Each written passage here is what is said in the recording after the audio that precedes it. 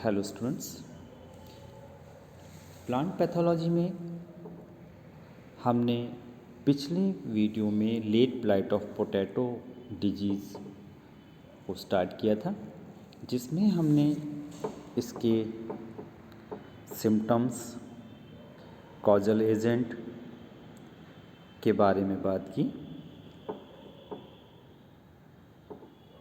Symptoms of leaf, symptoms on stem, symptoms on tubers के बारे में बात की। आज हम इसकी इटियोलॉजी तथा डिजीज़ साइकिल व डिजीज़ मैनेजमेंट के बारे में बात करने जा रहे हैं। तो सबसे पहले हम बात करते हैं इटियोलॉजी की। इटियोलॉजी एक्चुअल में होस्ट तथा पैथोजन के बीच का एक रिलेशनशिप होता है। वैसे पैथोजन से संबंधित है, यह है लिविंग तथा नॉन लिविंग एजेंट की पहचान व उनकी स्टडी से संबंधित है। इसमें एनवायरमेंटल कंडीशन भी इन्वॉल्व की जाती हैं जो प्लांट में डिजीज़ कॉज करती हैं या डिजीज़ कॉज करने को प्रमोट करती हैं। तो सबसे पहले हम अब इस पैथोजन की इटियोलॉजी के बारे में जानेंगे।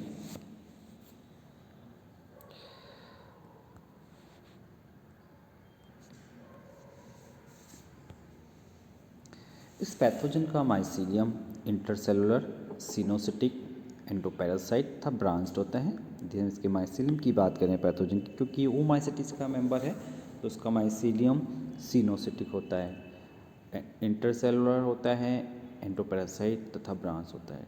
इसके हाइफी होस्ट सेल में फिंगर लाइक हॉस्टोरिया प्रोड्यूस करते हैं।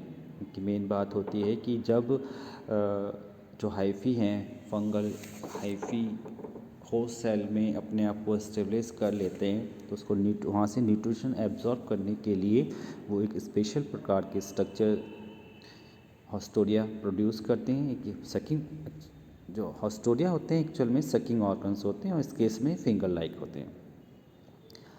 फेवरेबल कंडीशन में यह माइसीलियम अनेक स्पोरेंजियोफोर को प्रोड्यूस करता है। देखिए जो स्पोरेंजियो हम फोर देख रहे हैं जिसपे लेमन शेप स्पोरेंजिया लगे हुए हैं, ये स्पोरेंजियोफोर हैं। नेचुरल स्लाइड का स्ट्रक्चर है जो स्टोमेटा के रास्ते से बाहर निकलते हैं। संभवतः यही संरचनाएं कॉटनी आउटग्रोथ के रूप में दिखाई देती हैं। जब इसके सिम्टम्स हम देख रहे थे, लीफ के लोअर सरफेस पर वाइट कॉटनी जो आउटग्रोथ थी वो यही संरचनाएं होती हैं। प्रत्येक स्पोरेंजियोफोर लॉन्ग तथा लेस ब्रांच्ड होते हैं। इन पर कैरेक्टरिस्टिक स्वेलिंग होती है कि इसका इम्पॉर्टेंट फीचर ये है कि स्पोरेंजियोफोर पर कैरेक्टरिस्टिक स्वेलिंग होती है और ये स्पोरेंजियोफोर जो होते हैं इन पे स्पोरेंजिया का निर्माण होता है। और स्पोरेंजिया पैथोजन का एक कैरेक्टरिस्टिक फीचर है कि जो ये स्पोरेंजिया होते हैं वो लेमन शेप्ड होते हैं और स्पोरेंजियोफोर पर कैरेक्टरिस्टिक स्वेलिंग पाई जाती है।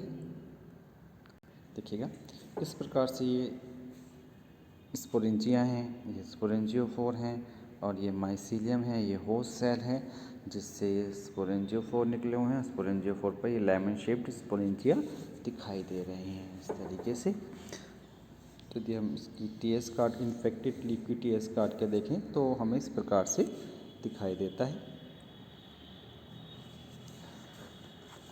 अब हम बात करते हैं डिजीज़ साइकिल की, इस पैथोजन के परपेचुएशन एंड डिजीज़ साइकिल की।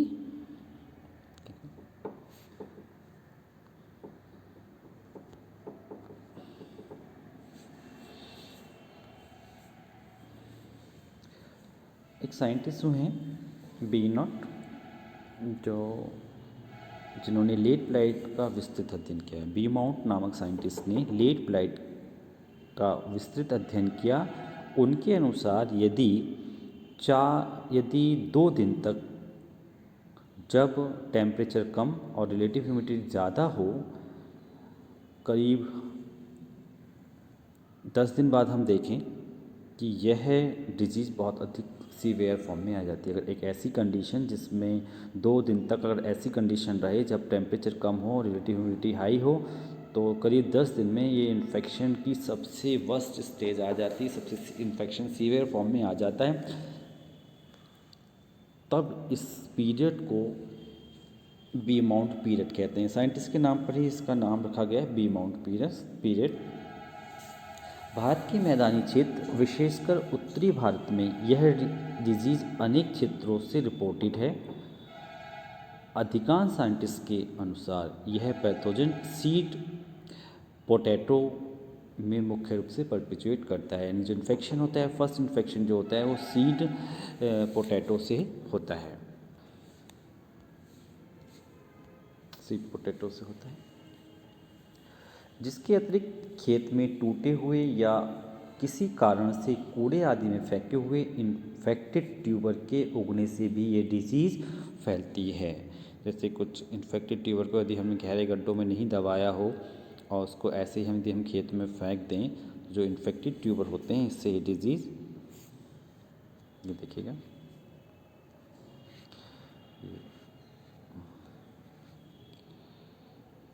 ये वाली देखिएगा इन्फेक्टेड ट्यूबर है, इससे सीडलिंग निकल आएगी जो इन्फेक्शन को कॉज करेगी।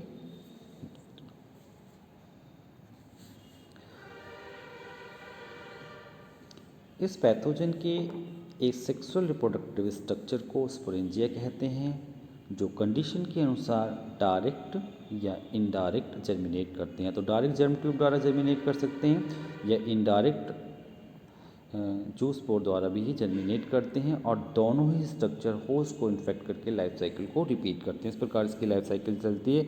या तो ये जो स्पोरेंजिया हैं वो डायरेक्ट ही जर्मिनेट कर सकते, जर्म ट्यूब निकाल सकते हैं। देखिए ये स्पोरेंजिया हैं, डायरेक्ट जर्म ट्यूब जर्मिनेट करके इन्फेक्शन कॉज कर सकते हैं। ये देखिएगा,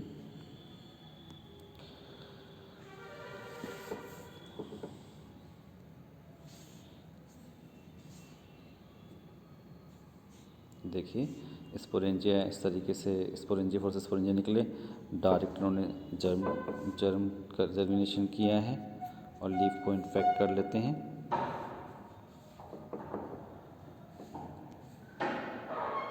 देखिएगा, तो इस प्रकार हम देख रहे हैं कि या तो जो स्पोरेंजिया से डायरेक्ट जर्मिनेशन से इन्फेक्शन हुआ है, या कंडीशन जो हो सकती है वो ऊस्पोर बनने के बाद, सेक्सुअली रिप्रोड्यूस करने के बाद, और फिर बाद में ये हो सकता है कि जूस्पोर रिलीज होकर जूस्पोर इन्फेक्शन करें। तो डायरेक्ट और इनडायरेक्ट दोनों तरीके से इसमें इन्फेक्शन हो सकता है, इनकी डिजीज साइकिल चल सकती है। सेक्सुअल, ये सेक्सुअल दिखाया गया है और ये सेक्सुअल दिखाया गया है। देखिएगा ये वाला पोर्शन सेक्सुअल है और ये पोर्शन सेक्सुअल है।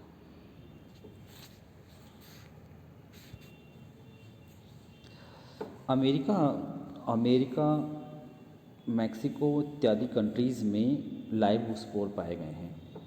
जैसे सेक्सुअली रिप्रोड्यूस होने के बाद जो स्पोर बनते हैं वो पाए गए हैं, जिससे निष्कर्ष निकाला गया है संभवतः इन देश में यह पैथोजन ओस्पोर के रूप में परपिचुएट करता है। हम डिजीज साइकिल और परपिचुएशन की बात कर रहे हैं, तो कभी डेवरिज से बात आई, कभी जूस्पोर से बात आई, कभी स्पोरेंजिया के थ्रू बात हुई, कभी हम ये भी रिपोर्ट किया गया है, ये कह सकते हैं कि ये पैथोजन ओस्पोर के रूप में परपिचुएट करता है। इसके स्पोरेंजिया अनुकूल परिस्थितियों में करीब 9 से 10 वीक तक जीवित रह सकते हैं, जबकि जूस्पोर 2 से 3 वीक तक जीवित रह सकते हैं। यह लीफ की सरफेस पर एंसिस्टेड होकर थोड़ी देर बाद डायरेक्ट जर्मिनेशन द्वारा होस्ट को रीइन्फेक्ट करते हैं और अपनी लाइफ साइकिल को रिपीट करते हैं। तो ये तो बात रही इसकी डिजीज़ साइकिल और परपिचुएशन की।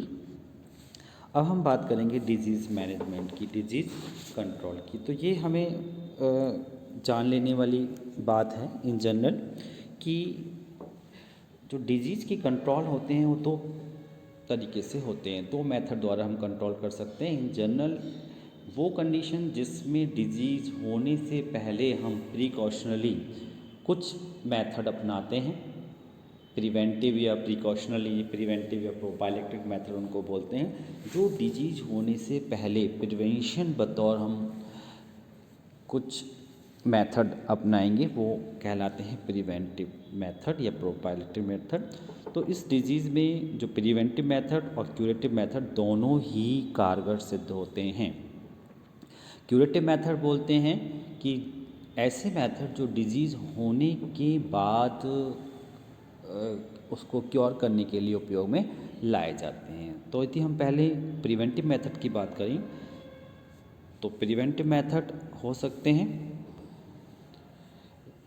पॉइंट वाइज यदि हम बात करें तो नंबर 1 बात करेंगे डिजीज़ रेसिस्टेंट वैरायटीज़ को बोना चाहिए, रोग प्रतिरोधक जातियों को बोना चाहिए। इस डिजीज़ को कंट्रोल करने के लिए केवल सर्टिफाइड तथा उपचारित बीजों को बोना चाहिए।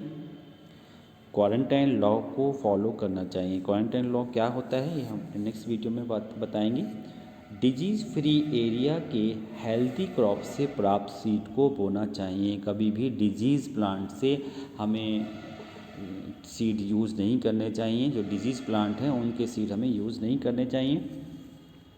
आलू की खुदाई देर से की जानी चाहिए क्योंकि लीव्स पर प्रेजेंट पैथोजन पोटैटो ट्यूबर को इन्फेक्ट कर देता है। यदि हम आलू की खुदाई जल्दी करते हैं तो इन्फेक्शन जो ऊपर बाहर फैला हुआ है तो वो पोटैटो को, जो उसके इकोनॉमिक इम्पोर्टेंस के पार्ट हैं, पोटैटो ट्यूबर जो होते हैं वही इस प्लांट की इकोनॉमिक इम्पोर्टेंस के पार्ट हैं, जिनको इन्फेक्ट कर सकता है। इसलिए आलू की खुदाई से 2 से 3 पहले लीव्स पर एसिड का स्प्रे करते रहना चाहिए जिससे पैथोजन को नष्ट किया जा सके।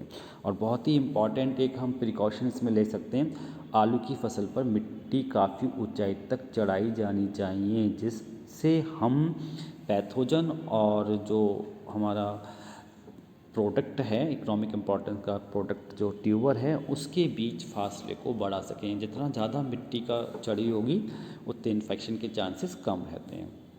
और क्लाउडी वेदर तथा माइल्ड टेम्परेचर में कुछ फंजीसाइड्स का हमें रेगुलर स्प्रे करते रहना चाहिए जिससे हम डिजीज से इसको बचा सकें। तो ये सारे मेथड प्रिवेंटिव मेथड होते हैं। क्यूरेटिव मेथड की यदि हम बात करें तो क्यूरेटिव मेथड में जब डिजीज़ हो जाती है तो हम उसको क्योर करने के लिए कुछ क्योंकि ये डिजीज़ फंगल डिजीज़ है तो इसको हम कंट्रोल करने के लिए कुछ फंजीसाइड्स का ही उपयोग कर सकते हैं, जैसे डाइमिथेन है, M45 है, फाइटोलैन है, वर्डेक्स मिक्सचर है, जीनेव है, मैनेव इत्यादि बीमारी को फैलने से रोकने में बहुत ही ज़्यादा इफ़ेक्टिव होते हैं। तो इस प्रकार हमने इस डिजीज़ को लेट ब्लैटर पोटैटो को कम्प्लीटली पढ़ा, इसके सिम्टम्स, इसके डिजीज़ साइकिल, परपिचुएशन और मेनली इसके डिजीज़ कंट्रोल की बात की, किस प्रकार से हम इसको कंट्रोल कर सकते हैं। तो आज का वीडियो यहीं समाप्त होता है। नेक्स्ट वीडियो में हम नेक्स्ट डिजीज़ को डिस्क्राइब करेंगे।